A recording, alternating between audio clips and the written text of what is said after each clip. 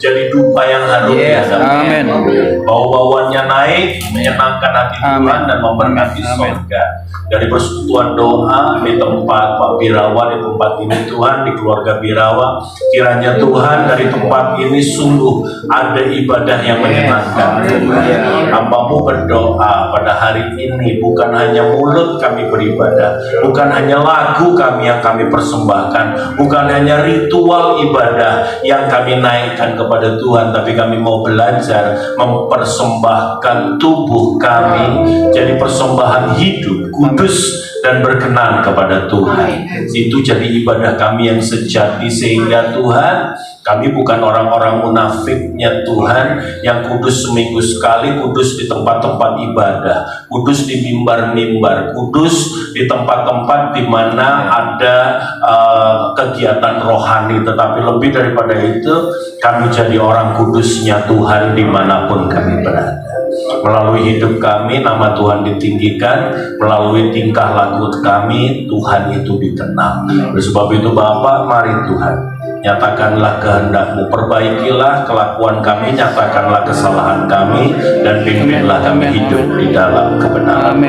Mari Bapa, berfirmanlah, kami sedia untuk mendengarkannya. Roh Kudus menjamah setiap telinga jadi telinga seorang murid, dan hati menjadi lahan yang baik ditanami kebenaran firman, dan firman itu bertumbuh, berakar kuat, berbuah-buah dalam hidup kami. Di dalam nama Yesus Kristus Tuhan kami berdoa, ucap syukur. Umat percaya diberkati, katakan amin. Amin. Silakan duduk Bapak Ibu. Haleluya, shalom. Shalom. Ya, terima kasih undangannya Pak Birawa dan Ibu. Terima kasih, dan saya senang ketemu. Ternyata dalam pelayanan itu 4L, lu lagi. Ketemu sama Bro Jonathan juga ada luar biasa. Saksiannya luar biasa ya. Iya, terus buat apa saya khotbah? Kayaknya udah mantap kan ya, tinggal makan malam. Haleluya, ya, ikutin kata-kata saya ya. Segala sesuatu yang kita lakukan tanpa target, tidak pernah serius. Iya, layak salam kanan kiri, depan belakang, minimal 4 orang, bilang sama mereka, bilang sama dia, ibadah juga sama. Ibadah juga sama. Iya, ibadah kalau nggak pakai target nggak serius. Ikut Tuhan nggak pakai target nggak serius. Amin. Amin, saudara. Amin. Amin, amin. Nggak serius. Gitu. Main badminton udah coba. Tang, ngapain nih, Cik? Nah, udahlah kita pukul-pukulan aja. Serius nggak? Enggak. Keluar bolanya juga diemin aja. Agak kejauhan dikit, jangan jauh-jauh dong. Dikejar nggak? Enggak, saudara. Nggak serius, ya kan? Bener nggak? Amin. Ya, kapan serius? Kalau ada target. Kita main ya, hitungan ya. Yang menang ya itu ditraktir. Yang kalah traktir. Traktirnya di mana? Di Gyukaku. Wah, udah mahal gitu kan? Udah, itu serius tuh. Iya kan? Seluruh effort sama hidup. Sama. Hidup kalau nggak pakai target ya tadi, ya udah ngalir aja. Hati-hati loh. Yang ngalir tuh suka aneh-aneh. Ada yang kuning. Ya. Ayo, hidup nggak boleh ngalir, harus ada targetnya. Pelayanan nggak boleh ngalir, harus ada targetnya. Iman kita harus ada targetnya, semua harus terukur. Gitu. Makanya kita kalau 31 Desember ya kan, kita bikin acara barbecue lah apa, begitu lewat jam 12 malam, selamat Happy New Year. Pertanyaan saya gampang. Pertanyaan saya cuma simpel, bahwa hari tanggal 1 itu sama nggak dengan hari tanggal 30? Sama aja bro. Sama nggak? Sama, matahari masih terbit dari timur, nggak dari barat, saudara. Nggak dari utara, masih begitu-begitu. Utang juga kalau belum dibayar masih ada.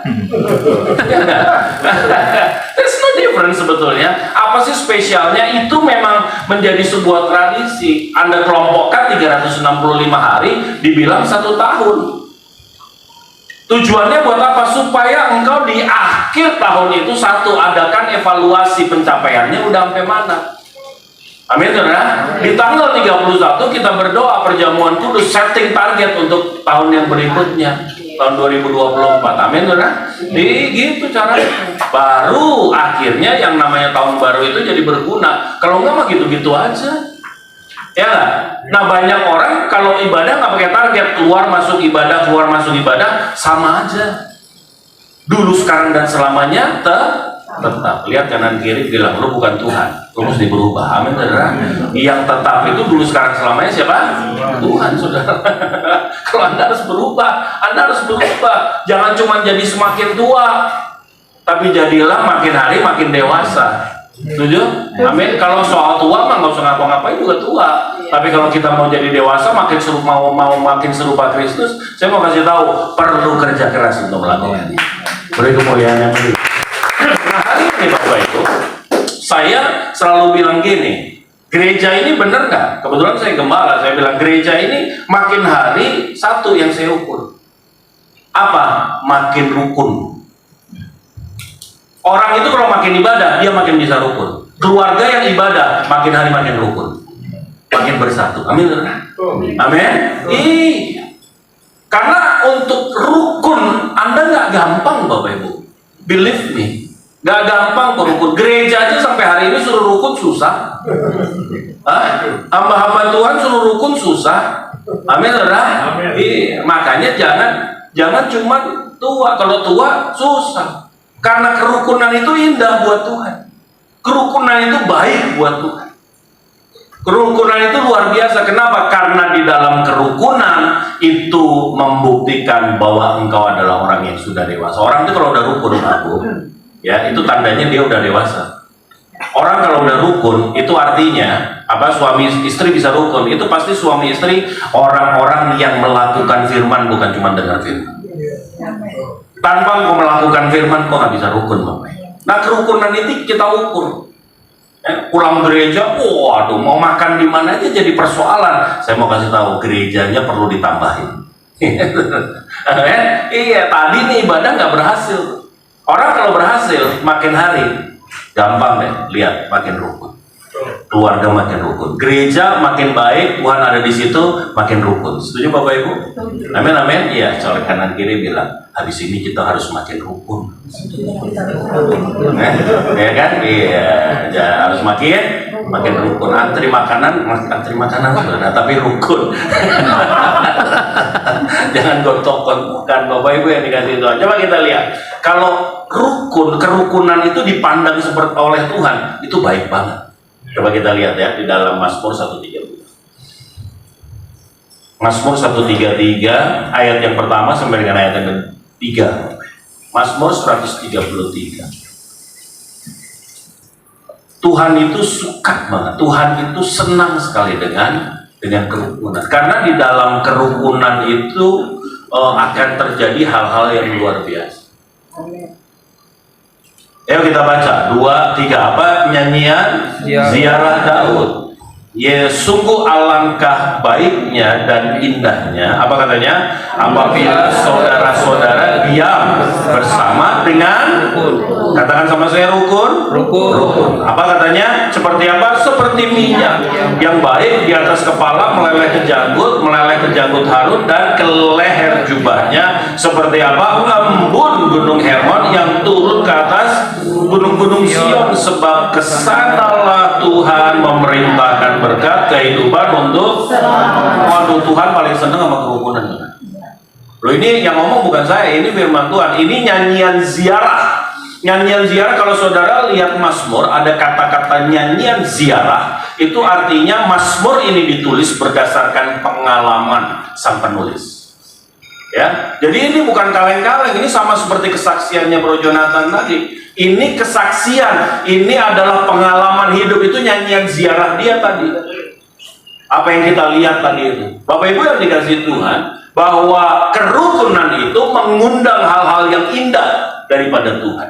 Tuhan itu senang dengan sebuah komunitas yang rukun. Entah itu keluarga, entah itu pelayanan, entah itu kantor, tetapi kalau di situ tercipta kerukunan, firman Tuhan bilang ayat yang kedua, kita baca apa katanya, seperti minyak yang baik di atas kepala meleleh ke janggut, yang meleleh ke janggut Harun dan ke leher jubahnya. Ini bicara mengenai apa? Minyak urapan yang ada di dalam perjanjian lama. Minyak urapan bicara mengenai yang dipakai untuk apa? Untuk ditetesin ke imam yang bertugas. Dan minyak urapan ini bukan minyak sembarangan yang juga kemudian dipakai untuk mengurapi perabot-perabot bait Allah. Dan minyak ini kalau ditetesin ke orang yang tidak berhak, saya mau kasih tahu, orang itu bisa dibunuh Tuhan. Ini bukan minyak sembarangan. Nah, seperti itulah akan Tuhan lakukan. Seperti itulah namanya kerukunan. Apa? Ini bicara mengenai apa? Ini bicara mengenai perkenanan Tuhan. Katakan sama saya, perkenanan Tuhan. Katakan sama saya, perkenanan Tuhan. Jadi atas kerukunan di situ ada perkenanan Tuhan. Makanya kalau kita lihat Matius 18, itu bicara mengenai otoritas gereja. Apa yang kau ikat di bumi terikat di sorga, apa yang kau lepas di bumi terlepas di sorga. Kita sering bilang, udah tenang-tenang saudara-saudara, dia nggak usah lihat seberapa yang hadir, Tuhan pasti ada. Karena 2, 3 berkumpul, maka Tuhan itu hadir. Jadi Bapak Ibu yang dikasih Tuhan, kita udah lebih dari 3. Kok gitu? Bukan begitu, itu out of context. Ini bukan ngomong, emangnya kalau sendiri nggak hadir saudara? Hadir juga Tuhan, amin, ya kan? Hadir. Ini bicara mengenai otoritas gereja, atas kerukunan ada otoritas. Apa yang kau lepas di bumi terlepas juga. Kalau gini loh, kalau gereja ngomong kamu orang berdosa, maka Tuhan confirm kamu orang berdosa gitu. Itu yang namanya siasat gereja. Kalau di dalam gereja-gereja Protestan itu ada namanya siasat gereja. Ada orang-orang yang diputuskan oleh gereja karena dia nggak mau diingetin, karena dia nggak mau bertobat, dia dianggap sebagai orang-orang yang bersalah. Dan itu confirm. Sorga juga bilang dia bersalah. Waktu gereja mengampuni, dia mengampuni. Wow, luar biasa. Ada perkenanan tuh. Mau nggak ada dalam keluarga saudara? Mau? Lihat kanan kirinya, bilang makanya hukum. Mau ada di sini, makanya di sini harus amin. Karena ada di dalam kerukunan itu akan ada. Yang kedua, ayat yang ketiga bilang ini, seperti embun gunung Hermon yang turun ke atas gunung-gunung Sion. Yang pernah ke tanah perjanjian boleh lihat tinggi-tinggi. Oke. Yang mau dan pengen ke tanah perjanjian. Wah, lihat tinggi-tinggi. Petrus lagi catat. Tinggi-tinggi. Turun pelan aja, pelan. Salamin kanan kiri, bilang nabung. Nabung. Ini orang Kristen nih ya, sukanya gitu. Pengen nggak ke tanah perjanjian? Pengen. Nabung nggak? Enggak. Bohong gitu. Amin. Loh, umat Israel itu dia punya kewajiban mudik nggak? Punya. Setiap hari raya Shavuot atau hari raya Pentakosta yang sering kita dengar, atau hari raya 7 minggu, ya kan? Orang Israel diaspora dimanapun dia berada harus kembali ke Yerusalem untuk merayakannya. Ya harus kembali ke situ. Makanya kalau Anda lihat di Kisah Rasul 2, ya, itu berkumpul orang-orang Yahudi yang tinggal di Kilikia, Kapadokia, gitu. Ya kan, di Arab, di mana, itu semua balik, Pak. Nah, karena dia punya kewajiban untuk kembali ke Yerusalem, maka mereka menempatkan 2 perpuluhan untuk yang diaspora. Yang pertama, perpuluhan itu untuk Tuhan. Yang kedua, perpuluhannya untuk apa? Untuk mudik. Dia nabung untuk mudik. Mungkin Anda, kata saya, bilang gini, Pak, saya paling bisa nabung 100.000, Pak. 100.000, harga kita ke sana makin hari makin tinggi. Sekarang rata-rata $3.000, Pak. Kalau nabungnya 100.000, Tuhan Yesus datang kedua kali, saya belum berangkat, Pak. Saya mau kasih tahu ya, nabung aja, tengah-tengah saudara nabung, mujizat terjadi. Kemuliaan seperti itu. Tenang aja. Amin, saudara. Iya, anak saya bolak-balik ke tanah perjanjian. Gitu. Karena apa? Mujizat Tuhan semuanya. Kalau ke tanah perjanjian ini bukan soal punya duit, Pak. Bu, Soal perkenanan Tuhan, kalau ada perkenanan Tuhan, you will be there. Saya pernah bawa satu orang, itu adalah koordinator kami di persekutuan pemulung, Pak. Sampai tanah perjanjian. Waktu saya ngobrol begini, tiba-tiba ada orang tergerak, dia bilang, Pak Zifki, tolong itu Pak Paul suruh ikut. Oh gitu. Pak Paul langsung bingung. Pasportnya, semuanya, ininya, saya yang tanggung, saya yang bayar. Wah, begitu dia turun nih di Mesir, sujud syukur. Nah, kebayang Pak, pemulung sampai di tanah perjanjian, amin, kebayang nggak? Nggak kebayang. Colek kanan kiri, tuh dia aja nyampe, kita nabung supaya haleluya. Bapak Ibu yang dikasih Tuhan, yang namanya Embun Hermon, kalau Anda tahu, masih ingat Gunung Hermon di sebelah mana? Hermon itu di utara, dataran tinggi Golan, di perbatasan dengan Suriah dan Lebanon. Sion di mana? Di selatan, Pak. Mana mungkin Embun Hermon nyampe di Sion? Nguap di tengah jalan, Bapak Ibu. Nggak akan terlalu jauh. Tetapi kalau Anda rukun, yang mustahil Tuhan buat tidak mustahil buat saudara. Haleluya. Amin. Hari ini Anda bilang mustahil, enggak, rukun aja, percaya ada Tuhan. Ada perkenanan Tuhan, ada mukjizat Tuhan yang nggak mungkin jadi mungkin. Dan bukan hanya itu, Tuhan memerintahkan berkat, kehidupan untuk selama-lamanya. Kenapa sih? Kok di dalam kerukunan itu begitu indah, begitu baik, begitu Tuhan itu pandang luar biasa? Karena yang pertama ya, dalam kerukunan itu ada proses pendewasaan. Katakan sama saya, pendewasaan. Ini Anda bersekutu nih ya, 2 orang ngumpul nih. Yang terjadi apa? Yang pasti akan terjadi adalah gesekan. Ya Pak ya? Amin, saudara. Makanya jangan cari gereja ideal. Nggak ada Bapak Ibu. Suriah nasono. Nggak ada Bapak Ibu. Nggak ada. Kenapa? Karena yang melayani Tuhan bukan malaikat, mereka manusia. Dan kadang-kadang manusia ketemu manusia, manusia itu menajamkan manusia lain, besi menajamkan besi, manusia akan menajamkan manusia yang lain. Gesekan bagus nggak bagus, nggak usah dihindari. Setuju Bapak Ibu? Iya. Waduh Pak, teman pelayanan saya, ya ampun, mulutnya Pak, aduh Tuhan, saya udah doain gak bertobat, saya udah urapin pakai minyak gak bertobat juga. Ini kayaknya mesti dicelupin Pak. Di Danau Galilea. Dicelupinnya di Dead Sea kayaknya, dibaptisnya bukan di Sungai Yordan Pak. Aduh, tuh orang gak ada tobatnya. Saya doain saya mau kasih tahu ya, waktu engkau berdoa untuk orang yang paling menjengkelkan, orang itu gak dirubah Tuhan, percaya. Kenapa? Karena yang dirubah saudara. Amin, saudara. Iya, kalau Anda nanti udah bisa nyaman dengan itu orang, disitulah target Tuhan itu sudah terjadi dalam diri saudara. Amin, saudara. Iya. Jadi kalau Anda bergesekan dengan orang baik, bagus itu. Percaya deh, itu akan mendewasakan saudara. Ya, selalu ada gesekan, selalu ada persaingan, itu biasa. Ayo coba lihat tuh Pertamina. Coba 30 tahun yang lalu, Pak Birawa masih ingat nggak Pertamina kita kayak model kayak gimana Pak?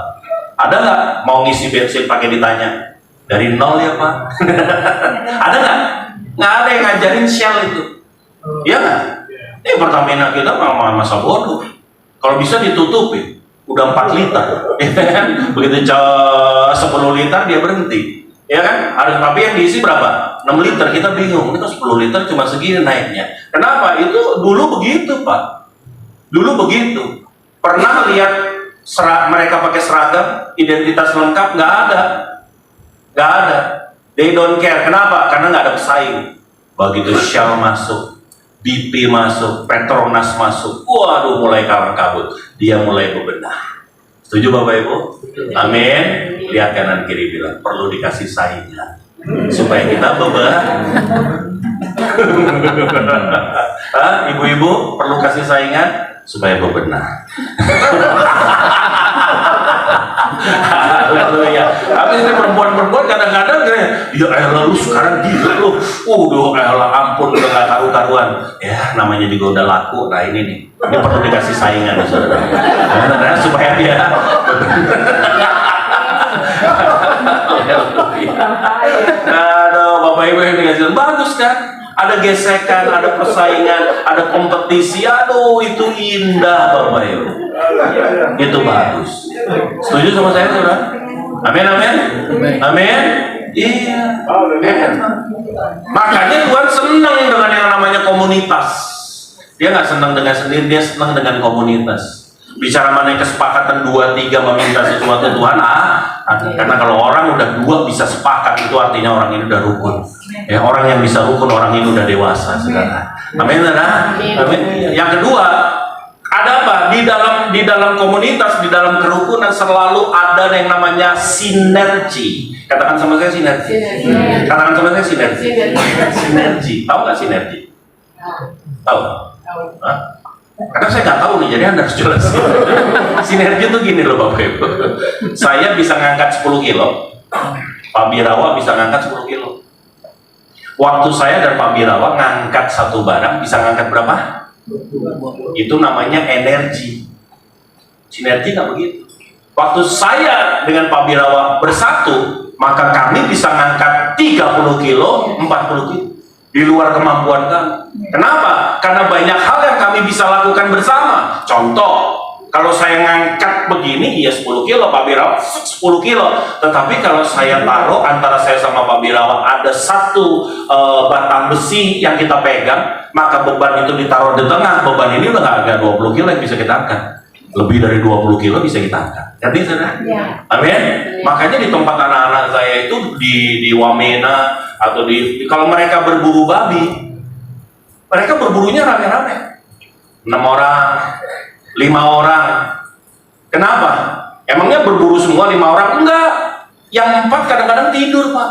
Cuma ngikut tidur, nunggu sampai dapat. Kok diajak? Ya diajak supaya apa? Supaya ada sinergi. Kalau dia berdua masuk ke hutan, kemudian dia berburu, dia dapat itu yang namanya babi hutan. Kalau saudara tahu babi hutan Papua itu udah mirip-mirip kerbau, saudara.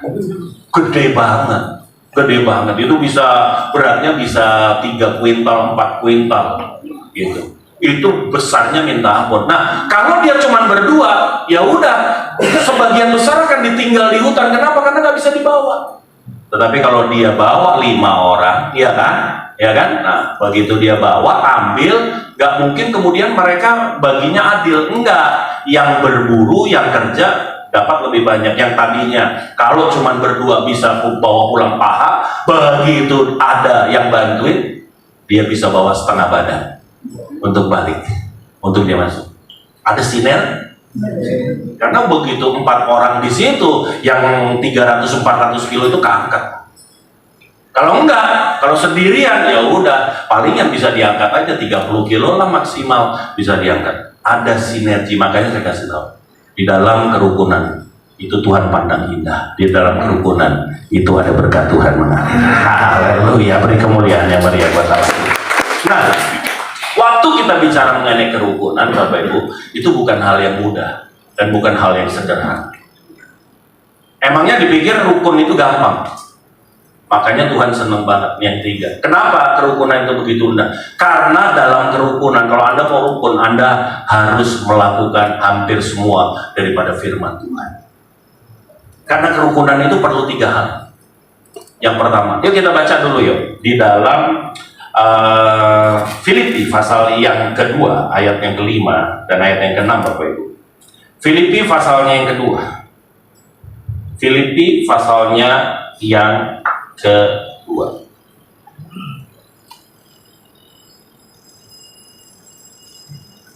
Filipi pasal 2 ayat yang kelima sampai dengan ayatnya yang keenam. Yang pertama, diperlukan supaya engkau rukun. Supaya engkau rukun. Jadi saya mau kasih, kalau melihat persekutuan doa di tempat ini, kalau mau diberkati, engkau harus rukun. Waktu Anda rukun, Tuhan perintahkan berkat kehidupan selama-lamanya. Luar biasa, ada perkenanan Tuhan, ada mujizat terjadi. Di sini ceritanya mujizat terus, Pak. Wah, yang ini ya, Pak Birawa di kantor ada mujizat. Kenapa? Karena ada kerukunan. Keluarga saudara juga sama. Saya di dalam keluarga kami satu, yang saya inginkan cuma satu, apa? Rukun. Saya, anak saya rukun. Yuk, kita baca yang pertama. Gimana caranya supaya kita rukun? Filipi pasal 2 ayat yang kelima. Kita baca 2, 3, apa katanya? Hendaklah kamu dalam hidupmu bersama menaruh pikiran dan perasaan yang terdapat juga dalam Kristus. Iya, yang pertama, mau rukun nggak? Tujuanmu harus sama.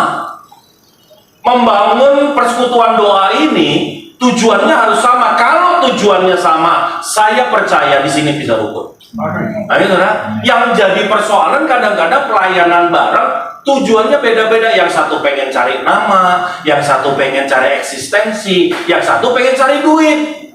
Nah, udah. Ini udah pasti nggak akur nih, saudara. Tapi kalau semuanya itu menaruh hati perasaan yang pada Yesus Kristus Tuhan, maka saya percaya ada kerukunan di dalam pelayanan. Amin? Iya, sama. Di dalam keluarga juga sama. Anda bisa bayangin nggak? Dari punya gaji ribuan dolar, kemudian saya tiba-tiba datang sama istri saya. Tahun 2009,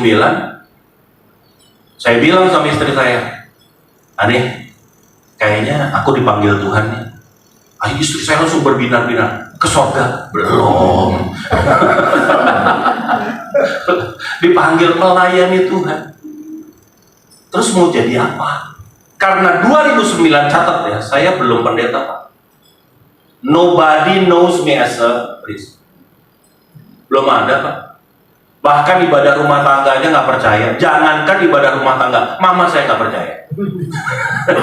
Ada yang tahu saya pendeta nggak ada? 2009, tiba-tiba saya mau keluar. Tiba-tiba berhenti. Dari punya gaji, nggak punya gaji. Ada tabungan nggak? Nggak ada. Nggak ada, Bapak Ibu. Cicilan, waduh, super banyak. Karena makin gede gaji, cicilan makin banyak, ya kan, saudara? Kan yang membuat kita giat bekerja bukan motivator, cicilan. Selama ada cicilan, maka kita akan giat bekerja. Ngerti maksud saya? Nah, istri saya bukan asli Kristen, almarhum, bukan asli Kristen, Bugis Belanda. Waktu dia terima Yesus itu pergumulan yang panjang, sampai dibunuh, mau dibunuh, ini itu. Hari saya ditelepon, "Kamu tahu nggak? Darah kamu halal." Oh, puji Tuhan. Berarti saya lebih tinggi dari babi. Babi haram, saudara. Saya haram. Bagus dong. Saya bilang, ya udah. Terus gimana? Ya, tahu nggak istri saya ngomong apa? Ya udah, Ani, kalau itu memang dari Tuhan, kamu harus jalanin. Istri mana yang kayak begini? Halo, istri-istri angkat tangan.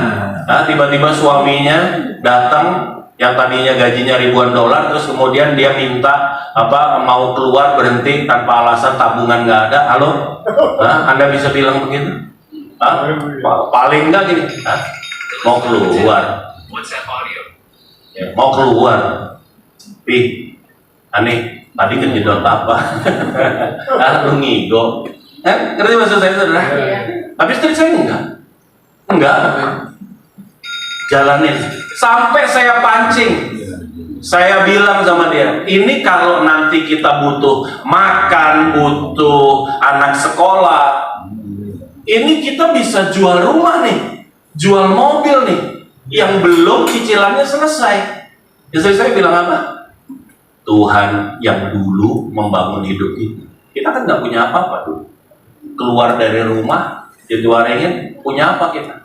Hanya sepetak rumah kecil, belum lunas pula, dan Tuhan bangun hidup kita seperti hari ini. Kalau Tuhan yang sama minta kita dari nol, istri saya ngomong, kita mulai dari nol lagi. Masa kan kamu takut? Amin, saudara? Kenapa bisa begini? Jawaban saya cuma satu, karena saya dan istri saya punya perasaan dan hati seperti Kristus. Amin, saudara? Iya, nggak ada lain. Saya nggak punya tujuan lain dalam hidup. Hidupku dan keluargaku harus melayani Tuhan. That's it. Itu hidup kami. Dan itu tujuan kami dalam hidup, Bapak Ibu.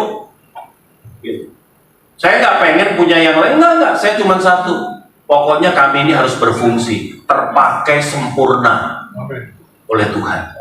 Saya sama istri saya sama. Nah, kalau udah sama, gampang kan? Iya kan? Amin saudara. Mudah. Hari ini saya hidup bersama dengan anak-anak gitu. Pak Birawa, thank you for your support gitu. Sama ibu juga. Bapak Ibu yang dikasih untuk support, saya mau kasih tahu, kalau beliau nggak punya tujuan yang sama, mana bisa? Yang satu pengen beli tas, yang satu pengen bantu anak panti, gimana juga? Nah, ini tolong ditransfer dulu, Louis Vuitton belum kebeli. Nggak gampang, Bapak Ibu, percayalah, nggak gampang. Gimana caranya? Engkau dan keluargamu, engkau harus sepakat. Engkau harus punya tujuan yang sama. Engkau harus punya pikiran dan hati, perasaan seperti Kristus. Baru yang namanya kerukunan itu terjadi di dalam kehidupan kita. Saya hidup sama anak-anak panti, gampang kok Pak. Anak saya bisa protes nggak? Bisa. Anak saya nggak punya privasi, nggak punya kamar pribadi seperti anak Bapak Ibu. Nggak punya. Kenapa? Karena mau nggak mau harus berbagi space itu, harus berbagi ruangan itu. Bapak Ibu yang ngerti maksud saya? Gampang? Nggak gampang. Tetapi bisa. Selama kita punya tujuan yang gimana caranya supaya dalam keluarga ada tujuan yang sama? Mesbah itu kunci. Bangun mesbah Tuhan. Itu kuncinya Bapak Ibu. Kalau Anda nggak pernah mesbah, suami nggak pernah ngomong sama istri dan anak-anak apa yang ada di dalam pikiran. Arahkan keluarga kita, buat sepakat. Amin saudara. Pak Birawa aja selalu ada briefing rutin Pak ya sama anak buah ya. Supaya apa? Visi misinya terus tegak lurus Bapak Ibu. Nggak mencong kanan kiri. Setuju? Adanya di mana mesbah. Makanya bangun mesbah keluarga. Keluarga, bangun mesbahnya. Supaya apa? Supaya engkau dan keluargamu punya pikiran dan perasaan Kristus. Itu terbangun. Kita sepakat kita. Jadi akhirnya apapun yang Tuhan rencanakan, apapun yang Tuhan mau, saya mau kasih tahu, itu terjadi di dalam kehidupan kita. Amin. Iya, kalau udah kayak begitu, firman Tuhan bilang kalau engkau diam di dalam aku dan firmanku tinggal dalam kamu, maka minta apa saja yang kau kehendaki, maka Tuhan akan memberi. Makanya saya kemana-mana, saya jalan kemana-mana, saya nggak akan sama siapa-siapa ya, pasti sama anak saya 2. Yang satu lagi di Bandung, ada 3 anak panti yang nggak tahu di mana mereka. Oh di belakang sana ya. Selalu saya kemana-mana, saya dari istri saya masih hidup, kalau saya pergi, saya udah terkenal pendeta kemana-mana selalu bawa keluarga.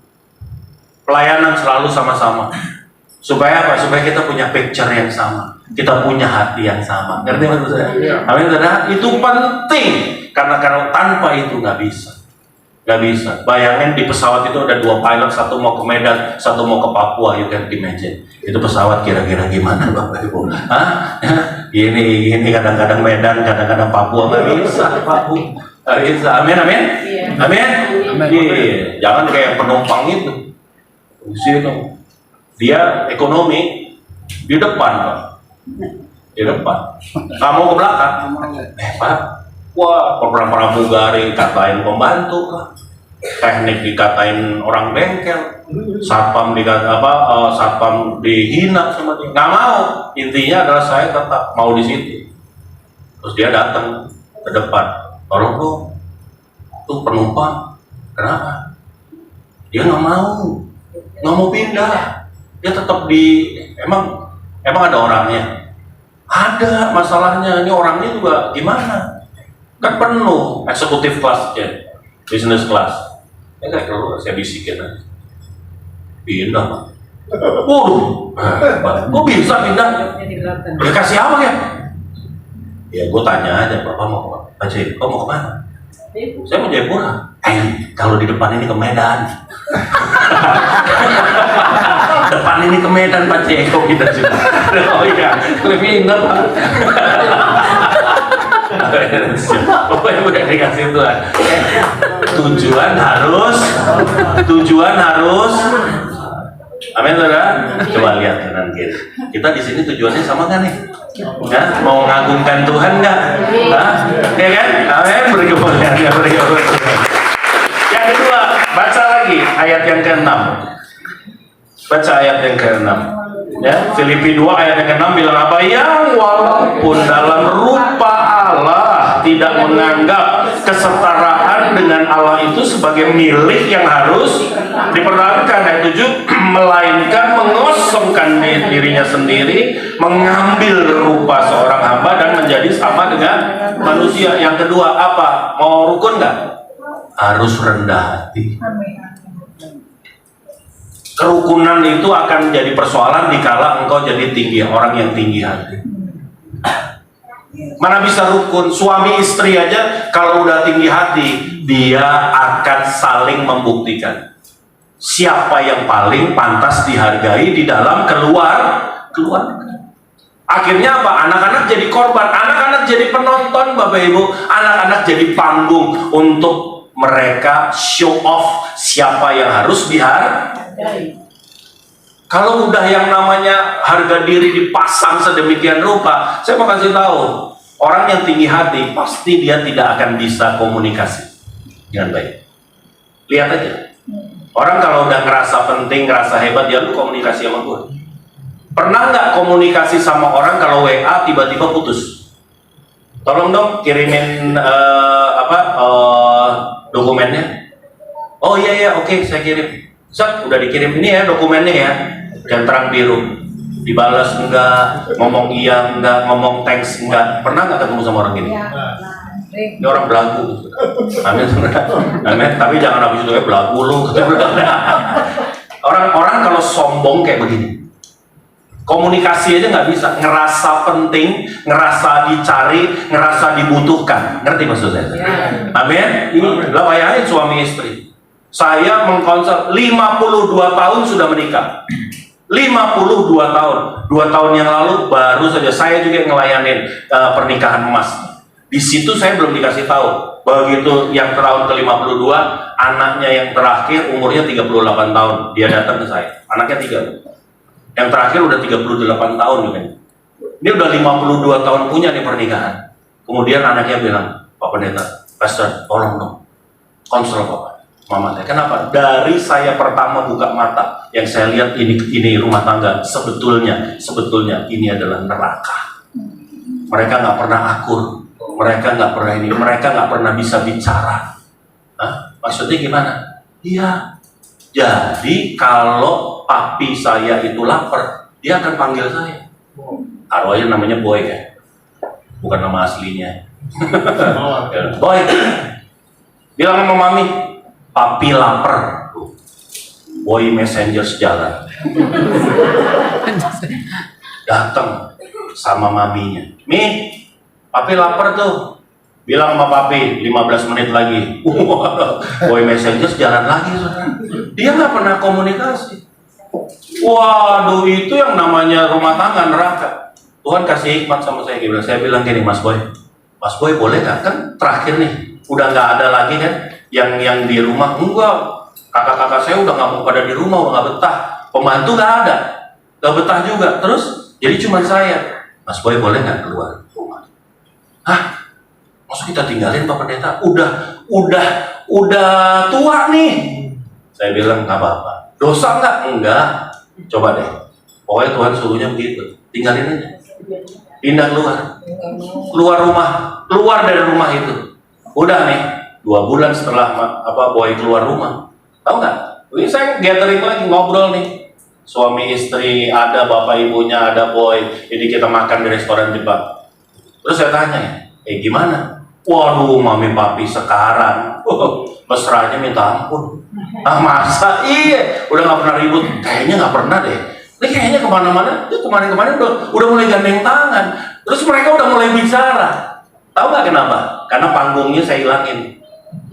Panggungnya itulah anak-anaknya, cucunya. Itu jadi panggung. Mereka asik bertempur untuk membuktikan siapa yang paling patut untuk dihargai di rumah itu. Aduh, ini rumah tangga mengerikan. Amin. Lihat kanan kiri. Itu pasti bukan gue. Amin. Saya berdoa jangan ada yang tinggi hati. Yesus ngajarin kita walaupun dia setara dengan Tuhan, bukan milik yang harus dia pertahankan. Dia ambil rupa hamba, dia cuci kaki murid-muridnya. Setuju Bapak Ibu? Amin. Coba dong lihat kanan kirinya, depan belakang, bilang lu udah Tuhan belum? Belum Tuhan, udah belagu. Amin saudara. Jangan. Who we are, siapa kita? Nanti saudara coba deh komunikasi sama saya nggak akan pernah, saya akan tutup sampai selesai. Thanks, God bless you, gitu Bapak. Kenapa? Karena buat saya, kalau Anda mau komunikasi sama saya, itu sebuah kehormatan. Who am I? Siapa saya ini? Sehingga Anda mau kontak saya. Waduh, itu hal yang luar biasa. Ngerti maksud saya? Belajar untuk menghargai siapa itu. Saya sama, Pak Birawan juga gitu. Sampai nggak selesai-selesai. Thanks, God bless you, amin, oke, bless you, setuju. Selesai-selesai, balas-balasan. Ngerti maksud saya? Ya? Yang kedua, jangan tinggi. Orang kalau udah tinggi hati nggak bisa kita berkomunikasi. Yang kedua, orang kalau udah tinggi hati nggak bisa mengampuni. That's the problem. Nggak ada orang yang tidak bersalah di sekitar kita. Nggak ada istri yang sempurna, nggak ada suami yang sempurna, nggak ada anak-anak yang sempurna. Amin, saudara. Ya, engkau harus bisa mengampuni. Orang kalau udah tinggi hati sulit mengampuni. Karena orang yang tinggi hati, dia akan selalu berkata, aku sakit hati. Nah, kalau udah sakit hati kan susah Pak ngampunin. Ya Pak ya? Ya Pak ya? Amin saudara? Susah ngampunin, itu udah pastilah. Sakit hati loh. Kenapa sakit hati? Karena perkataan, karena perbuatan. Bapak Ibu, saya mau kasih tahu, tidak ada satu kata pun yang akan menyakitkan saudara, yang bisa menyakitkan saudara, kecuali saudara ambil keputusan untuk sakit. Amin. Ya, sekali lagi, apa? Tidak ada kata yang menyakitkan kecuali aku ambil keputusan untuk sakit. Zifki, lu bego banget sih. Kenapa gue bego? Masa lu kayak gitu aja nggak bisa? Oh iya. Oke, nggak apa-apa. Thank you ya.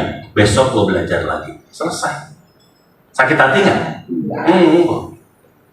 Kalau umpamanya, Zif, lu bego banget sih. Kenapa? Lu gitu aja nggak bisa.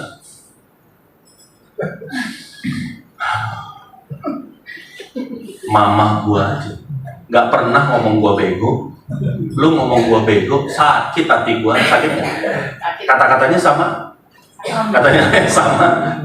Yang satu menyakitkan, yang satu tidak menyakitkan. Kenapa? Karena yang kedua, saya ambil keputusan untuk sakit. Kenapa saya bisa sakit hati? Karena saya merasa aku terlalu tinggi untuk diperlakukan seperti ini. Setuju Bapak Ibu? Itu sebabnya makanya kita sakit hati. Kalau kita rendah hati kayak Tuhan Yesus itu Tuhan. Pernah nggak dalam firman Anda ketemu ada kata aku sakit hati? Pernah? Padahal apa yang kita perlakukan kepada Yesus Kristus Tuhan?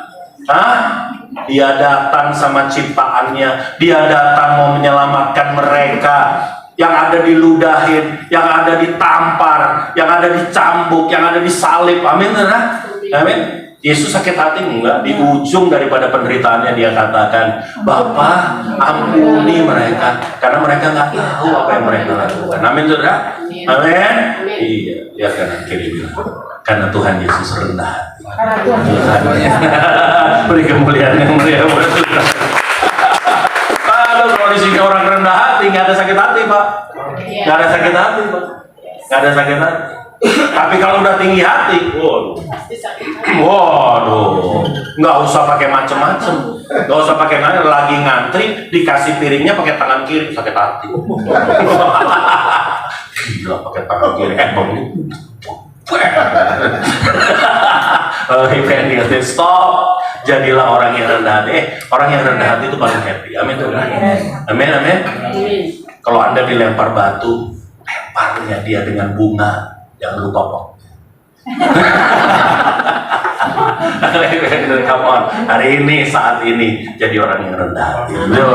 Enak, Anda bebas dari sakit hati, engkau berkomunikasi dengan baik, hidupmu jadi indah, Bapak Ibu. Setuju Bapak Ibu? Maka engkau bisa rukun, dan di dalam kerukunan ada berkat Tuhan. Beri kemuliaan kemuliaan. Dan yang terakhir, yang ketiga, yuk kita lihat di dalam Matius pasal yang kelima, Bapak Ibu.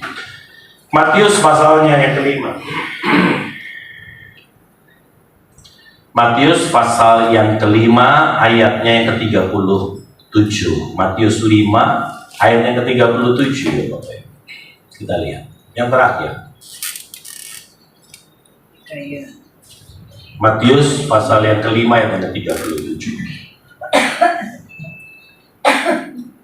Udah ketemu, kita baca sama-sama 2, 3. Apa katanya? Jika iya, hendaklah kamu katakan ya. Jika tidak, hendaklah kamu katakan tidak. Apa yang lebih daripada itu? Apa katanya? Berasal dari si jahat. Yang ketiga apa? Jangan selalu hidup dengan kecurigaan dan prasangka. Karena apa yang kau katakan benar belum tentu benar. Apa yang kau lihat sebetulnya benar, sepertinya benar, belum tentu benar. Lebih baik klarifikasi. Tuhan Yesus ngajarin kita, kalau saudaramu melakukan sesuatu yang salah, maka datang dia tegur 4 mata. Setuju Bapak Ibu? Setuju. Amin. Iya, jangan bangun gosip. Jangan kalau ngomong soal berita banyak. Kalau dengar berita, maka yang saya mau adalah apa? Klarifikasi dulu. Tanya dulu, jangan buru-buru disebar. Amin, saudara? Hoax datang sebar, hoax datang. Duren berbahaya untuk kesehatan mata, disebar. Makanya tuh lihat tuh, lu suka makan duren, bahaya buat mata. Baru lihat judul Bapak Ibu, begitu didalemin, kalau dilemparin. Kalau dimakan nggak apa-apa, kalau ditimpukin, nah itu jadi berbahaya. Gitu disebarin. Aduh, stop. Apalagi ini mau pemilu nih Bapak Ibu, ada Wowo, ada Gaga, ada ini. Waduh, ini nanti berseliweran nih. Saya sih nggak apa-apa kalau itu bukan orang kenal Tuhan. Lah kalau anak-anak Tuhan, kalau persekutuan doa di tempat ini masih model kayak begini, jangan. Yang di luar daripada ya di atas ya dan tidak di atas tidak berasal dari. Jangan suka Anda berprasangka. Baru ngasih perpuluhan. Besoknya begitu minggu depan lihat ketemu Bu Gembala, antingnya baru. Waduh, Masya Allah, ini perpuluhan gue kayaknya. Waduh, gawat nih katanya. Udah gitu kepo lagi, lihat di internet, dipotret, dilihat di internet. Harganya persis sama perpuluhannya. Udah itu jadi suara Bapak Ibu. Boro-boro negor Bu Gembalanya, nggak enak. Bu Gembala nggak enak pas saya ngomong apa. Kalau nggak enak ngomong sama yang bersangkutan, jangan ngomong sama siapapun. Ini nggak enak ngomong sama yang bersangkutan, tukang cendol diajak ngomong, satpam diajak ngomong, para pemusik diajak ngomong. Halo, ini namanya penggosip, amin. Kalau you nggak mau tegur dia, lu jangan ngomong sama siapa-siapa. Setuju Bapak Ibu? Amin, amin. Iya, colek kanan kiri bilang, udah stop silent. Jangan dong. Ngerti maksud saya Bapak Ibu? Iya. Kenapa? Karena apa yang kau lihat benar, apa yang kau pandang benar, belum tentu.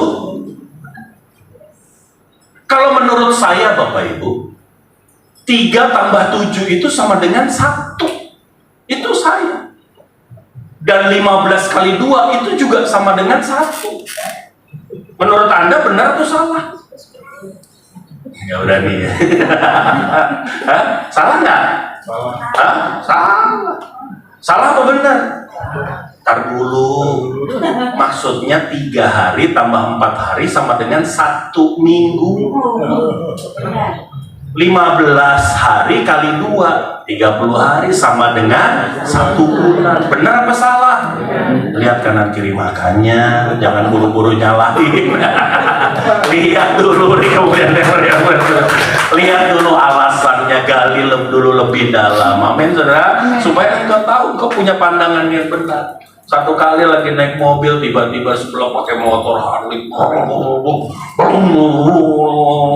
dia teriak-teriak, bro, apa sih, bro? Nah, saya buka, apa mas? Udah pernah pakai Harley belum? Ya lah, sombong bener ya kan, saya tinggal ya dasar motor itu dikuber lagi, bro. Apa sih mas? Bener nih, gue serius nanya. Udah pernah naik Harley belum? Saya ngalah lah. Saya pikir ya udahlah. Saya mundur, dia jalan. Sebelah depan tikungan. Dia nggak nikung, dia lurus. Ubrak. Saya parkir, saya datang, saya lihat. Ayo oke. Dia marah saya. Dasar belagu. Ih, kenapa jadi marah? Situ yang belagu. Nah, kenapa kalau gue pernah? Kenapa lu pakai nanya-nanya udah pernah? Enggak. Gue mau nanya nih bener, lu udah pernah pakai Harley belum? Emang kenapa kalau udah pernah pakai Harley? Gue mau nanya ini ngeremnya gimana? Wah, ternyata dia juga baru pertama naik Harley. Apa yang kau lihat benar belum tentu benar.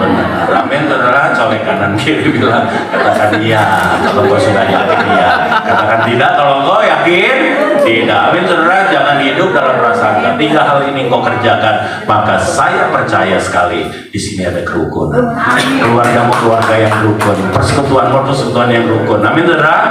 Tempat kerjamu tempat kerja yang penuh dengan kerukunan, dan kesanalah Tuhan akan memerintahkan berkat kehidupan untuk selama-lamanya. Beri kemuliaan yang meriah buat Tuhan. Mari kita berseru. Haleluya.